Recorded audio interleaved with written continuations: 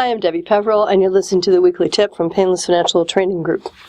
What I'm talking about today is house flipping and limitations on filing returns. So, how do those two things fit together? The deal here is we often think that because a tax return hasn't been filed and a long time has gone by, that we don't have to worry about it. For example, if you haven't filed your 2005 tax return yet, many people think, well, that doesn't matter because that's more than 10 years ago, so it's statute barred and nothing could go wrong anymore. This, of course, is not true.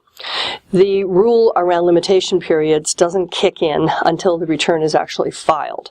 So you have to file that return, wait the normally 3-year limitation period before you can say, whew, whatever happened in that year is no longer open to review. Now, that's a bit of a false feeling as well, because if CRA thinks that there's been fraud committed, then they can open any year all the way back to 1918 when the temporary tax was put in place. So how this applies to house flippers is that there's a special rule that says that if you haven't reported the sale of real property on a tax return, then there is no limitation period. So if back in 1995 you flipped a house, didn't put it on your tax return because you thought it was a principal residence, and therefore it's still open to interpretation from CRA. They have that special rule.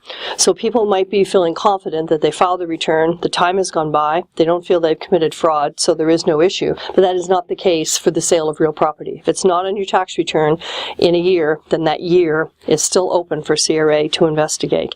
So remember, I've said in this space before, back in 2016, we started having to report personal residences on our tax return. That rule wasn't in effect earlier, so people didn't actually report principal residence sales in general. If you think you've got an issue with flipping a sale, you should talk to your tax advisors right now about what you should do to make sure that you're not at risk for further reassessment.